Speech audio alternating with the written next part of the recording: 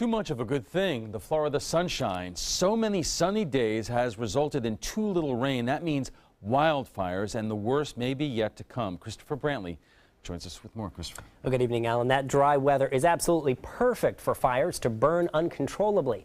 In Sarasota County, it's up to a special team to gain control of those fires before they go wild. Only you can prevent forest fires. That imposing bear is right. Only you can prevent wildfires. And it might be easier than you think. Times it could be carelessness by human nature with cigarette butts. Acts of nature can cause them.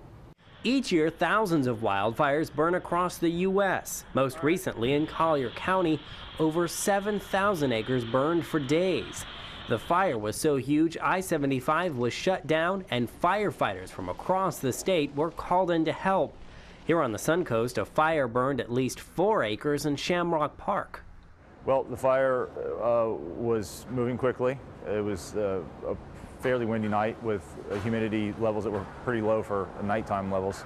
While the Shamrock Park fire was small in comparison to what happened in Collier, firefighters are fast to warn that any fire could grow into a bigger one. This fire season's shaping up to be fairly busy. We haven't quite reached the peak of it yet. Jay Bailey is Sarasota County's response to wildfires.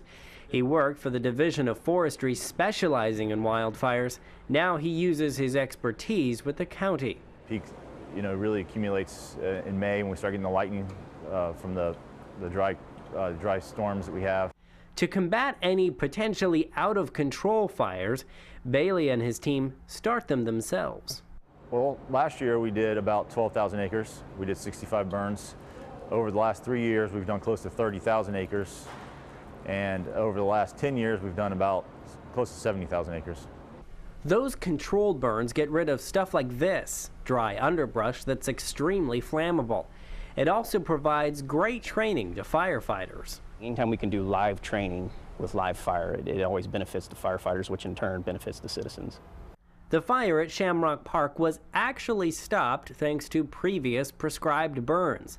The fire reached an area that had been burned and stopped. So what can we do to prevent wildfires?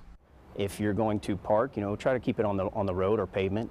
Anything really in dry grass from the exhaust alone on the car can start a fire. The exhaust from your car can actually get hot enough to cause a fire.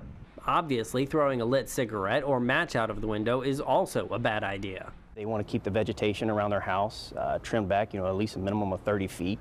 You don't want to, and if you're going to barbecue, you don't do it underneath your awnings, don't do it underneath trees. If a fire does break out, many departments have one of these, brush trucks. They are actually former military vehicles designed to navigate tough-to-get-to areas. The city of Venice is getting a new one. The one we are getting did serve overseas. We're trying to track down exactly what its orders were. So the fire departments do have the equipment to stop a fire, but they hope their strongest asset are folks avoiding starting fires in the first place. Now, if a fire does break out, you are asked to contact 911 immediately. The sooner firefighters are able to get on the scene, the more likely they are to gain control of the fire. Christopher, thank you. From the front lines to the trapezoid, we'll have the men in charge of fighting and protecting us from wildfires in studio when we come back.